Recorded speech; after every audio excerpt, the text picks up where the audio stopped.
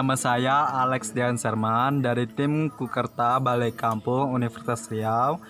Nah, di sini kedatangan saya dan teman-teman sekalian ingin bertanya kepada warga Kelurahan Kampung Baru yang kami kunjungi, yaitu dengan Bapak siapa? Dengan Bapak Ahmad Solihin, warga Kelurahan Kampung Baru. Baik, kepada Bapak Ahmad Solihin, terima kasih atas waktunya. Di sini kami ingin bertanya mengenai beberapa pertanyaan mengenai COVID-19 di Kelurahan Kampung Baru.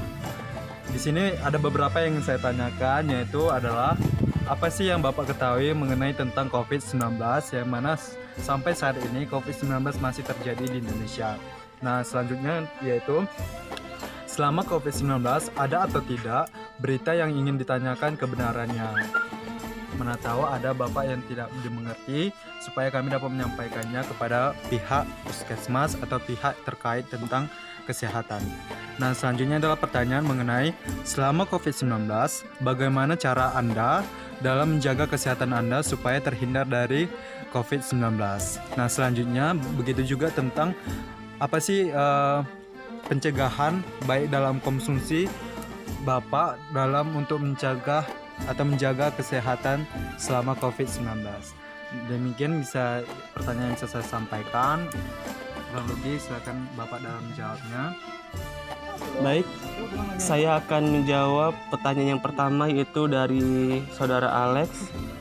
Yang saya ketahui tentang virus corona yaitu sebuah virus yang berasal dari negara Cina, tepatnya di kota Wuhan, yang dimana virus ini sangat mudah untuk tertular, baik itu dari kita bersin, sentuhan tangan, dan yang sangat mudah yang di bagian tubuh kita, yaitu bagian mata, mulut,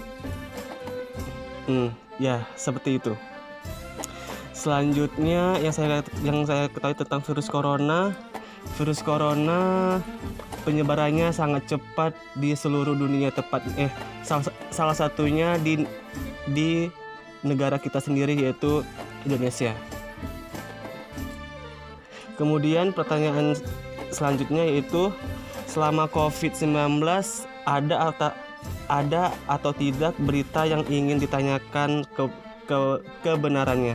Ya, saya ingin bertanya kepada saudara Alex, yang dimana selama ini sangat banyak asumsi-asumsi politik yang diberitakan bahwa virus corona ini hanya semata-mata untuk memanipulasi penduduk bumi, yang dimana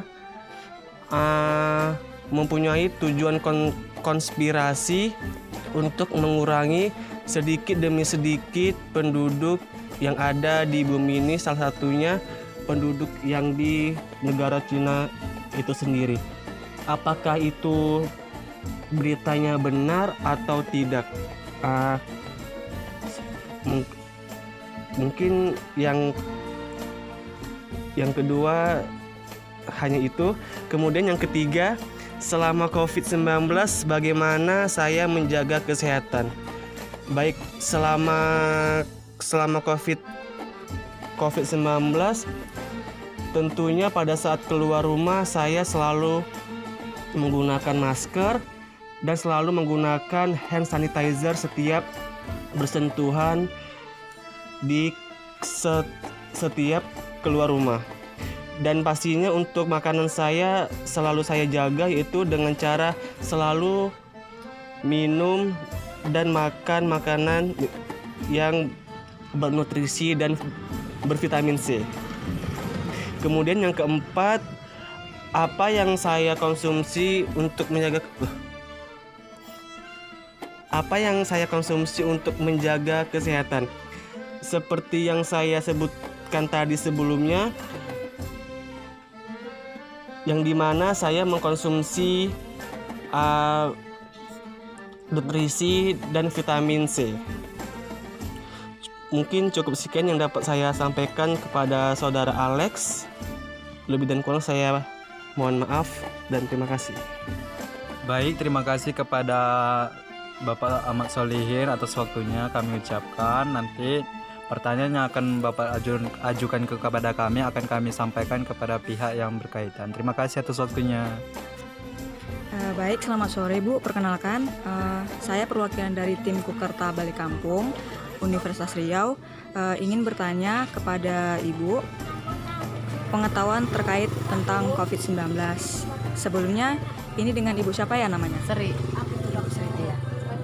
Baik, pertanyaan pertama itu ini Bu. Apa yang Ibu ketahui tentang COVID-19? Terserah apa saja gitu, apa saja yang Ibu ketahui, ya itulah yang akan dijawab. Lalu pertanyaan nomor 2, selama COVID-19 nih kan banyak berita yang berseliweran.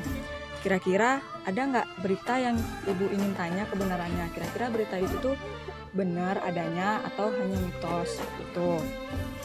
Lalu yang ketiga, selama COVID-19 bagaimana Ibu dan keluarga menjaga kesehatan? Seperti itu. Nah, yang keempat, apa yang Ibu dan keluarga konsumsi untuk menjaga kesehatan di waktu yang pandemi COVID-19 ini? Tentang COVID ini ya kayaknya virus ini yang berbahaya ya kan katanya, yang berbahaya. Kalau ini katanya di sini ada sih katanya kan yang terkena di sini katanya mungkin, cuman kan belum pasti katanya. Kalau yang ini ya selalu cuci tangan pakai sabun, katanya kan harus menyediakan air di depan rumah biar gampang kita cuci tangan, itu aja lah. Ya harus yang sehat kayak buah apa gitulah. Udah ya. Baik Bu, terima kasih atas kesempatan waktunya untuk menjadi narasumber. Selamat sore Bu, perkenalkan nama saya Eva Sari, mahasiswa Kukerta Unri. Boleh saya tahu Ibu namanya siapa ya? Namanya Sutin. Baik Bu, di sini kami ada beberapa pertanyaan mengenai COVID-19. Pertanyaan pertama, apa yang Ibu ketahui tentang COVID-19 yang menjadi pandemi saat ini di berbagai negara? Kemudian pertanyaan kedua, selama COVID-19 ini, apakah ada yang Ibu ingin tanyakan tentang berita-berita yang mungkin masih simpang siur kebenarannya, sehingga kami bisa mempertanyakan itu kepada pihak terkait, Bu. Kemudian yang ketiga, selama COVID-19 ini, bagaimana cara Ibu menjaga kesehatan Ibu dan keluarga? Kemudian yang terakhir, apa saja yang Ibu konsumsi untuk menjaga kesehatan Ibu selama pandemi ini berlangsung? Ya, virus yang menular ini dikarenakan virus yang apa ya?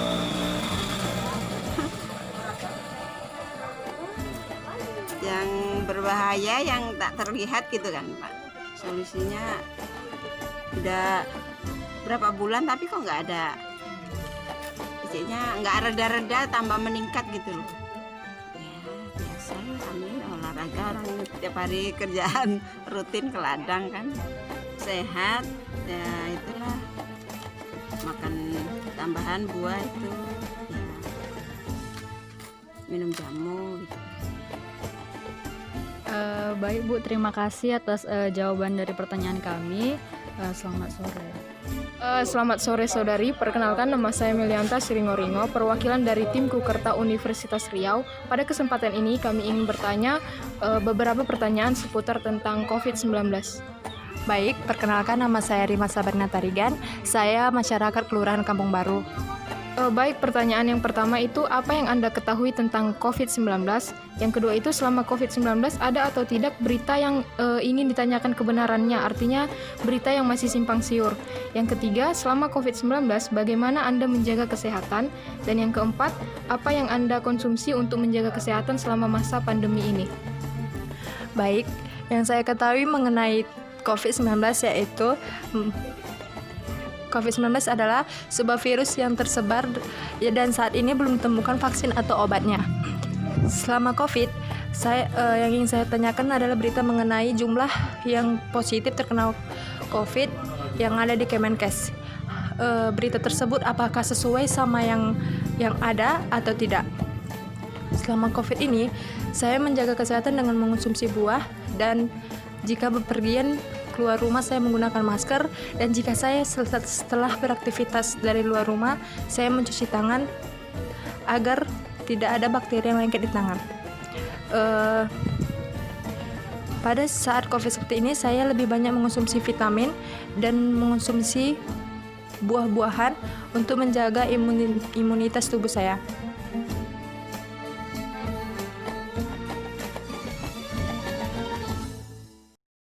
Assalamualaikum warahmatullahi wabarakatuh. Waalaikumsalam. Di sini kami dari tim pengabdian Universitas Riau, yaitu mahasiswa Pekerta Balik Kampung di Kelurahan Kampung Baru, bersama dengan pihak Puskesmas dengan Bapak Hasbuna, di mana di sini kami ingin melakukan wawancara terkait ingin menggali lagi lebih dalam tentang informasi COVID-19. Baik Pak, sebelumnya perkenalkan, nama saya Melia Putri. Nama saya Alex Dian. Dan beberapa teman yang lainnya seperti itu. Nah baik Pak, pertanyaan pertama, ada yang bertanya seperti itu, masyarakat, apakah benar virus COVID-19 ini hanya sebuah konspirasi elit politik seperti itu? Kau bisa menjelaskan? Tidak. Karena tidak mungkin di tempat negara-negara yang maju, baik negara kaya maupun negara miskin, semuanya terdampak. Jadi tidak ada konspirasi politik, tidak ada di politik untuk kegiatan-kegiatan yang mendatangkan hasil dari kegiatan politik yang mempunyai tujuan. Virus corona ini sangat sudah menjadi pandemi, yaitu terjadi wabah sedunia mendunia. Kalau itu dinyatakan politik, negara-negara yang berperang terkena dampak, negara yang tidak berperang terkena dampak, negara yang situasinya aman terkena dampak, negara yang mayoritas agama tertentu nampak, macam negara Arab, macam negara di Eropa, Amerika, bahkan Amerika sekarang tertinggi angka penderita COVID-nya. Jadi di sini mungkin ada berita-berita hoax yang disampaikan, sehingga masyarakat yang tanpa menyaring dia menyatakan bahwa oh ini ada unsur politik. Sebenarnya tidak ada, tidak ada unsur politik. Baik Pak, terima kasih atas jawaban Bapak. Selanjutnya seperti ini Pak, ada yang bertanya, kenapa sih sampai sekarang masih belum tuntas pemberantasan COVID-19-nya seperti itu?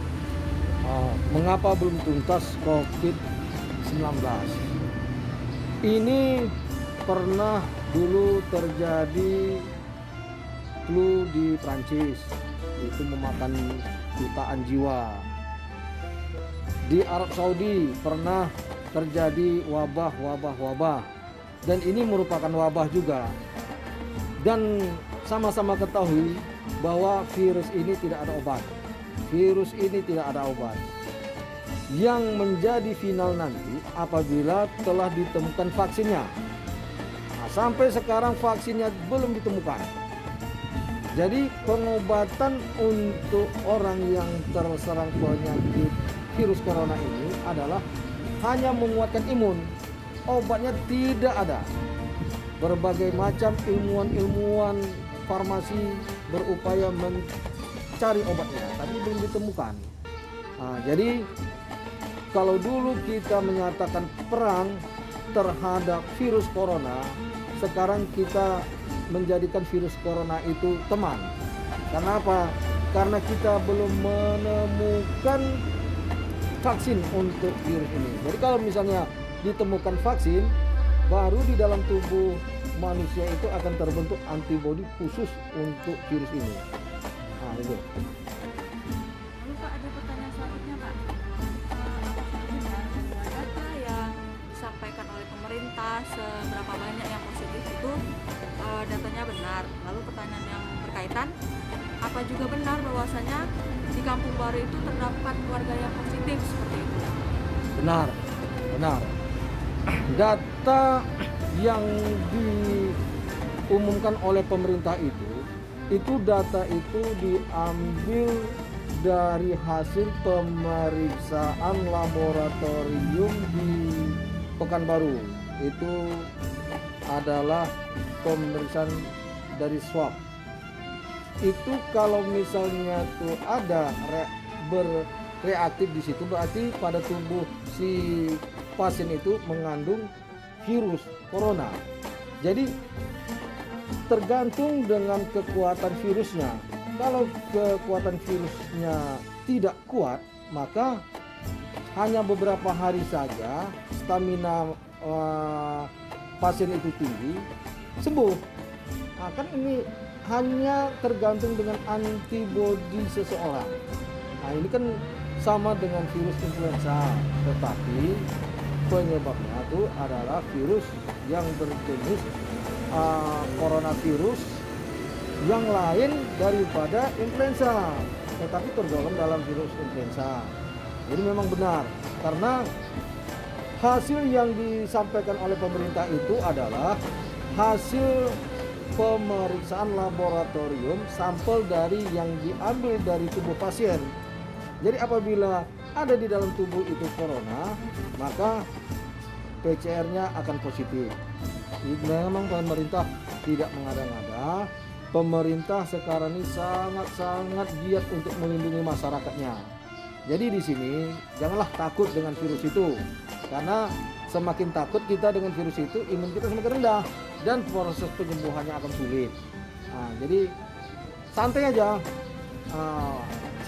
aja, tingkatkan imun, insya Allah pasti sehat. Gitu ya.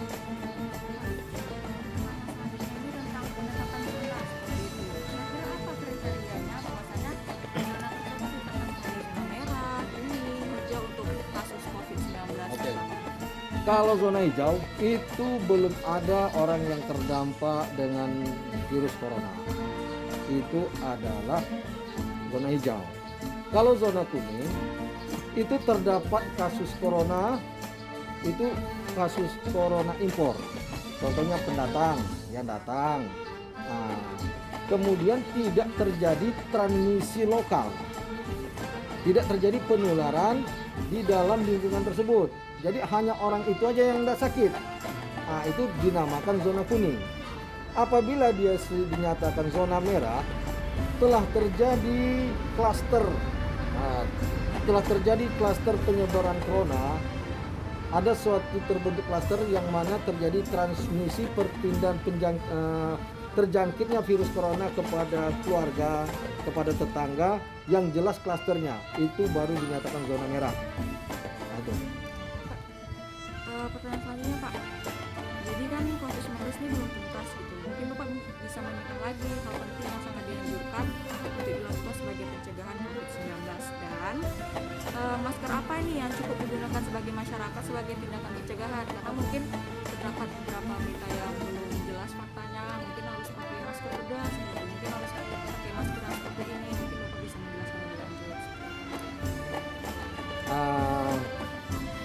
Jadi untuk virus corona ini kita harus memutuskan rantai penularan, itu kuncinya. Bagaimana rantai penularannya itu bisa kita putuskan dan virus tersebut tidak ada lagi di dunia ini atau di tempat kita. Bagaimana cara memutuskan rantainya?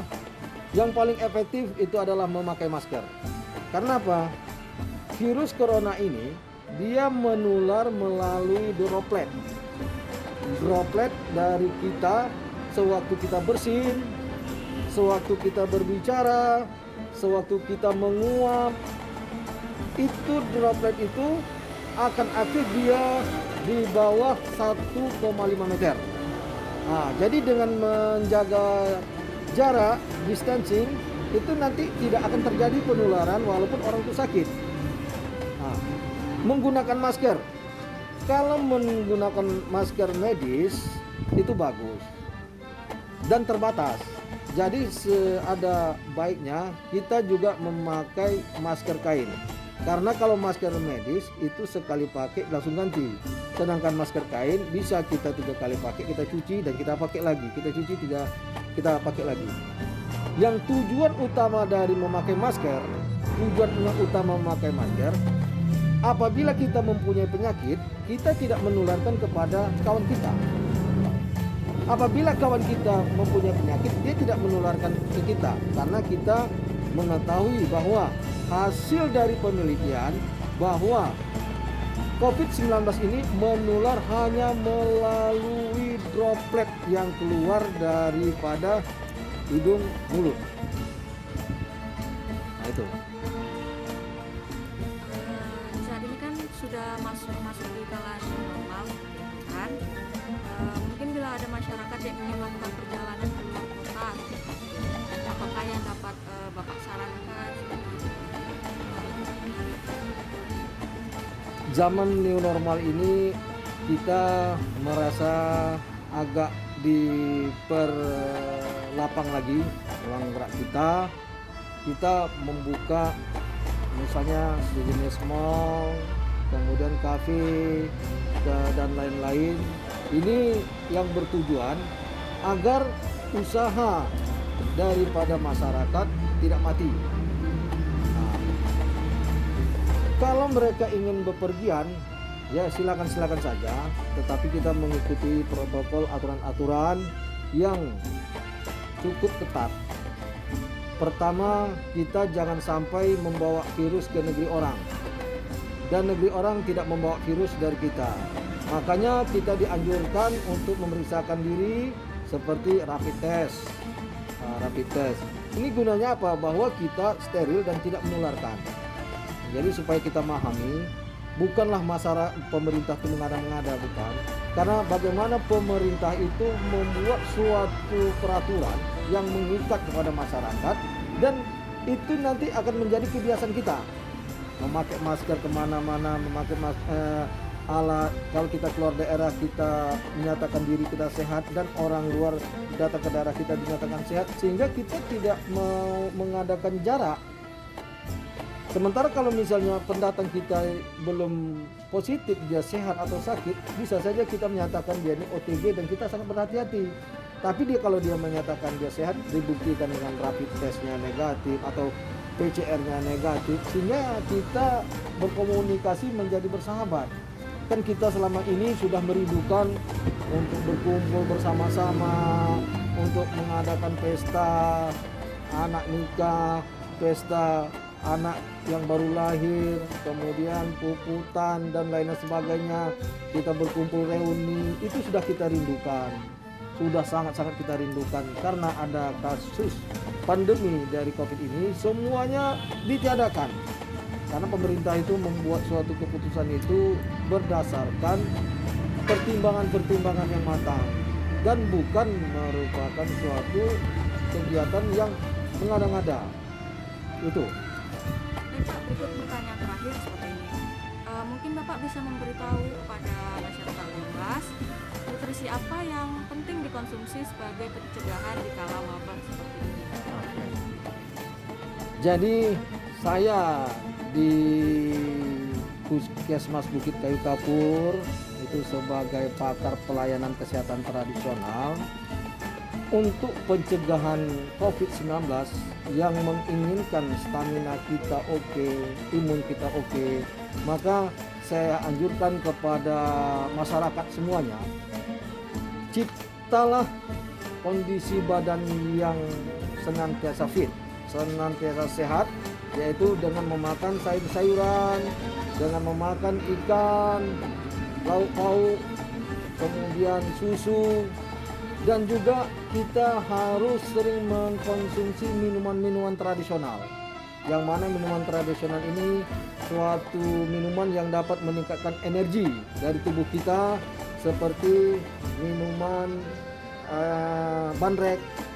Ya, bandrek itu terdiri dari jahe merah dicampur dengan serai, kemudian dicampur dengan gula merah, direbus, dan itu diminum pada malam hari sehingga badan kita fit. Kemudian ada masyarakat yang mengalami sesak napas, hendaklah dia meminum minuman jahe merah dicampur dengan kencur dan dicampur dengan gula dan tambah madu. Nah, jadi badan kita sehat, insya Allah penyakit corona tidak hinggap sama kita. Apabila ada badan kita kondisi kurang fit, seperti hujan panas yang nantinya akan berpengaruh pada stamina kita, disitulah timbulnya penyakit tersebut untuk bersarang di tubuh kita, sehingga terjadilah penyakit kita, penyakit corona. Dan apabila kita semangat, imun kita tinggi, penyakit itu hilang sendiri. Jadi penyakit ini jangan ditakuti, jangan dikucilkan. Jangan ada persepsi masyarakat yang salah. Jadi kalau persepsi masyarakat yang salah itu sangat-sangat berbahaya untuk kelangsungan hidup, kerukunan hidup kita di desa, di kelurahan maupun di kecamatan. Jadi persepsi salah itu akhirnya akan terjadi ketimpangan antara yang menderita dengan yang sehat, tidak ada lagi keharmonisan. Jadi anggap biasa aja penyakit itu akan hilang dengan imun kita yang tinggi. Nah, demikian. Pak, terima kasih atas waktunya dan mohon maaf bila kami ada